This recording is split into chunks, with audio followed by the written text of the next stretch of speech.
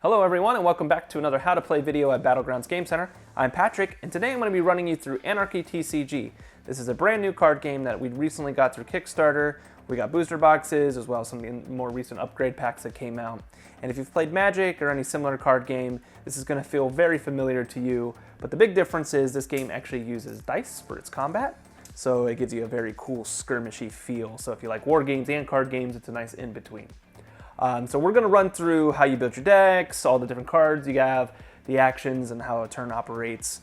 So we're going to make this kind of a quick how to play, and if you need to go more deep into the rules, I'll have them linked down below, as well as like for the keywords, because we're not going to go over every single little thing. But before we start, I will say this game's art and feel is a little bit more adult, so if there's any kids in the room, maybe they not watch this video. But without further ado, let's go ahead and jump right into building your deck. Okay, so before we start learning how to play the game, let's go ahead and take a look at all the different types of cards that you can include in your deck. And the most important one is going to be your leader. Now your leader is going to have a few different things on it. First, it's going to have 1 to 2 abilities down here that are going to basically dictate how your deck will probably operate if you want to build it that way. The next thing you're going to have is your life. Now most leaders start at 20 life. This one starts at 15 because of one of the abilities it has down here. So it does have a bit of a range. Now to win the game, you're going to want to reduce your opponent's life down to 0. So if I have 15 life, my opponent's going to want to deal 15 damage to my leader here in order to win. Another important thing about the leader is it is always out on the board, so you don't really play it or anything. It's just something that's always passively out, and you're going to put it on the top left of your field. So it can be targeted by attacks and whatnot. The next few cards are going to be resources. So there are different types of resources that you can include in your deck. Like this is ammo, there's also water and gas and radioactive. And your deck can include any number of these. So whenever you're making out your deck, you're going to want to make sure you have a good distribution of resources to all of the different cards. Now the important thing is there are different types of resources because some cards, like my leader here, will say pay 3 ammo. So if I have a bunch of ammo resources, I'll be able to use that ability more often. So you want to keep that in mind when you're deck building. So the next type of card is going to be a character. So characters are going to be one of the ways that you're going to be doing damage in the game. They're going to have a resource cost here in the top left. They're going to have a health value. They're going to tell you what kind of card they are. So this is a character, what tribe it's from, which is a Wastelander, which will come into effect with different cards that reference Wastelanders or whatever the kind of tribe they are. They're usually going to have some kind of ability down here that will tell you how they operate. And then they're also going to have an attack and defense value. So they're going to have melee, ranged, and defense. Now we'll go over that more in detail when we get into combat. But here's an overview of how the card looks. Now when you're building your deck, you can have up to 4 copies of a character in your deck. The only restriction is only 1 can ever be at a wasteland at a time. So I might have 4 ratchets or maybe a second ratchet in my hand, but I can only have 1 out in the wasteland before I can play the other one. The next type of card that you can have in your deck is a follower. Now like characters, you can have up to 4 copies of these in your deck, but unlike characters, you can actually play multiples of these into the wasteland. So I could have 3 to 4 asset 187s on the wasteland compared to only 1 ratchet. They have the resource costs, their health values, attack, abilities, and keywords, and so on. They work exactly like characters, but that is a big difference. You can have multiples of them. So characters and followers are going to be the main way you deal damage to enemy leaders, but we do have a few additional cards here that you can include in your deck that will really help flesh out how it plays. The next card type is going to be gear. So gear is going to have a cost here to play, and then it's also going to have a gear up cost on the bottom here. What this is after you play it, you can pay the resources for the gear up cost to equip it to a character or follower. So think of it as like equipping a gun or a backpack or something, and then it's going to augment them in some way, whether it's going to add additional combat dice or might have some kind of special ability. The only thing is though, once the follower or character is sent to the corpse pile, if there was a piece of gear attached to it, that also gets sent to the corpse pile. And you can include up to 4 copies of each type of gear in your deck. The next type of card is going to be a relic. Now relics will have a cost here, they'll tell you what they are, and then when they come into play, they're actually going to stay in the wasteland and augment the field in some way. So like this card here, Tala's marked cards, is you can exhaust Tala's marked cards and select a card at random from an opponent's hand, look at it, and then return it to the owner's hand. So these are just going to be some additional special abilities that you can take advantage of during your turn. Now you can only ever have 1 copy of a relic in play at a time, kind of like how a character would work. but you can have multiple copies of these in your deck, up to 4. The last 2 types of cards are going to be event cards. So you're going to have a regular event card, which will have its cost up here. It'll tell you if it's an event, and when you play it, it'll do its thing and then it'll go straight to your corpse file. You can have up to 4 copies of these in your deck, and you can play any number of these during your turn. However, you can only play them during your turn before or after combat. The last type of card is going to be a rapid event. Rapid events work just like events. You play them, you do what they say. However, they can be played at any time during any player's turn. However, you can only play 1 rapid event per turn. These are all the different types of cards you can include in your deck. Now, there is one card that I do not have with me today, which is a Stronghold, but you can only ever include 1 copy of a Stronghold in your deck, but you can have up to 4 Strongholds of different names. So keep that in mind, and I will also link the rules below in the description so that you can check them out for anything that I might have missed. Now, when building your deck, you have to have a minimum of 60 cards. This does not include your leader. You can have up to 4 copies of most of these cards, except your leader, you just have 1, and resources, you can have any number. So when you're building your deck, try to have a good spread of the different types of resources. Check your cards if they require certain types of resources, and build your deck in a way that will work for you. But let's go ahead and get these decks together, and we'll go through a few rounds and show you how the different actions work and how you play the game. Once you have your deck shuffled up, your leader out, you are ready to go. Each player is going to roll 2d6, and in the highest roll will determine who's going to go first for the round. Then each player is going to draw 7 cards, so 1, 2, 3, 4, 5, 6, 7. This will be your starting hand. Now, you're going to look at your cards, see what you have, and then you have the option to do a mulligan. A mulligan in this game is you're going to take any number of cards, so let's say I take 4 cards here. They're going to get shuffled back into your deck. Give it a good shuffle.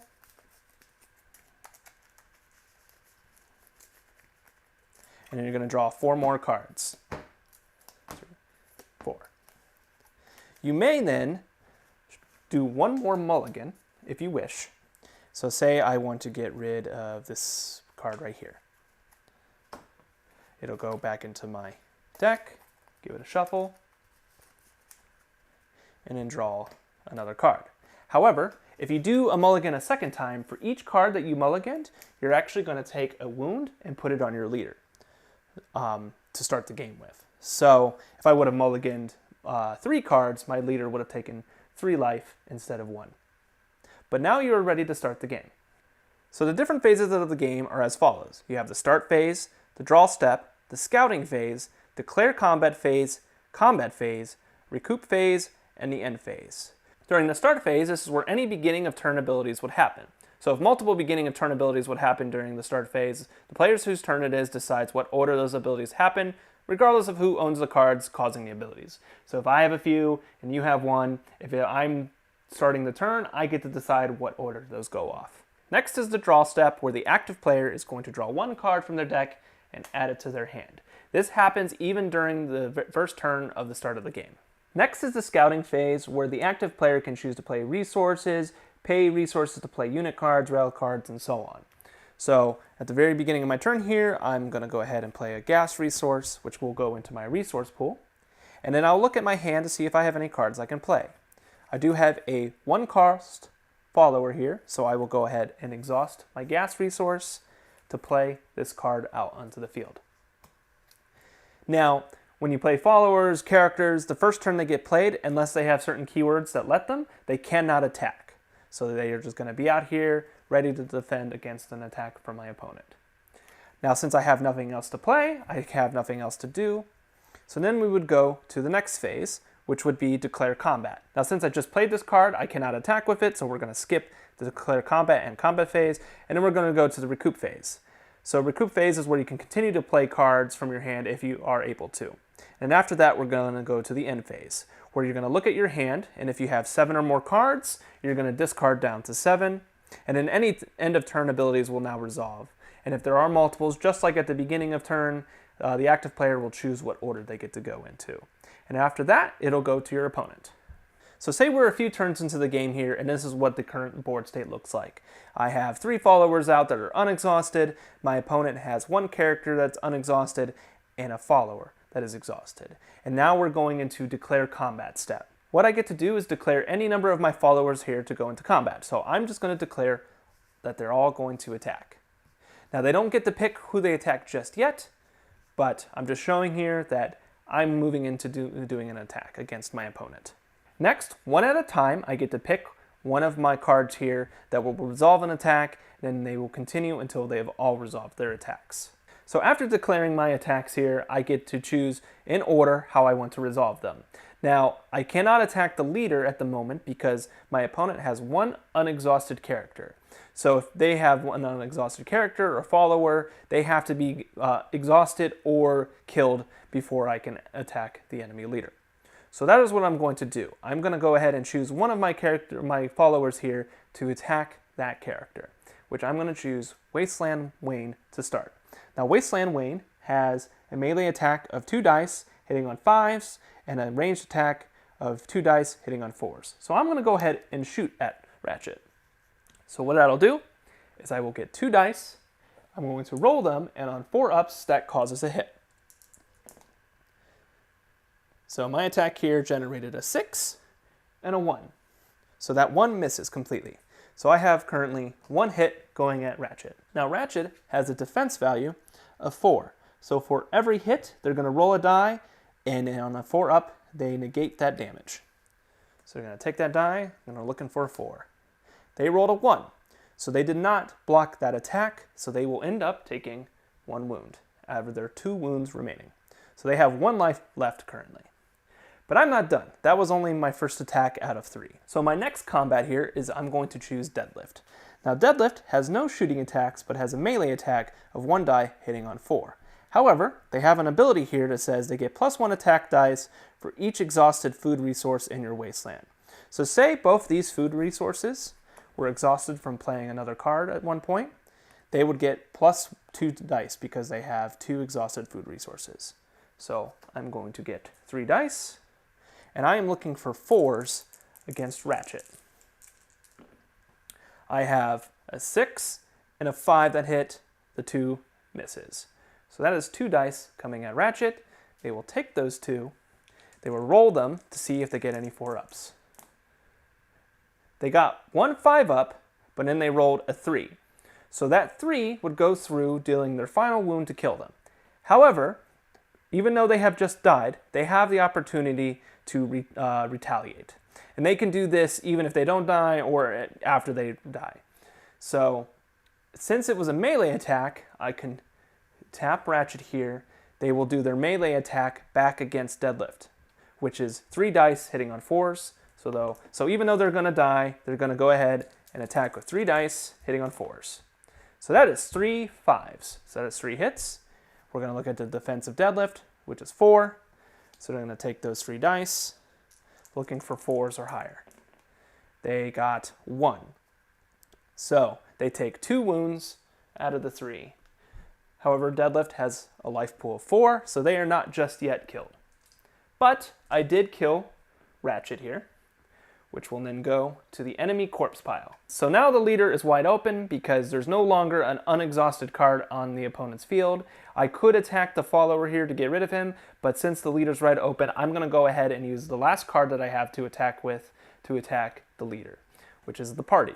Now the party, they have a melee attack value of 2 dice hitting on 3s or ranged attack of 2 dice hitting on 4s. So I'm going to do the melee. So I'm going to get 2 dice, and I'm looking for 3s. I got a 4 and a 6. Now the leader doesn't have any kind of defensive abilities, so that just automatically goes through, unless they have a special ability. So this one says, ignore the first wound dealt to Lily of the Wasteland each turn. So she would ignore one of those and only take 1 damage. But other leaders might have just taken that full 2 or more. So that is how attacks are declared and resolved in AnARKey. I exhausted 3 of my cards here to attack. My opponent had 1 unexhausted and 1 exhausted card, so I had to get rid of the unexhausted card before I could make it to the leader in order to deal damage. After combat, then you would go into a recoup phase where you can continue to play cards until you're done with your turn, and then your opponent would go, and so on, until one of you has their leader get down to 0 life, and then the other player is the winner of the game. So that is all you need to know to play the basics of AnARKey TCG. I will leave the full rules in the description below so you can check that out along with all of the different keywords and how those work.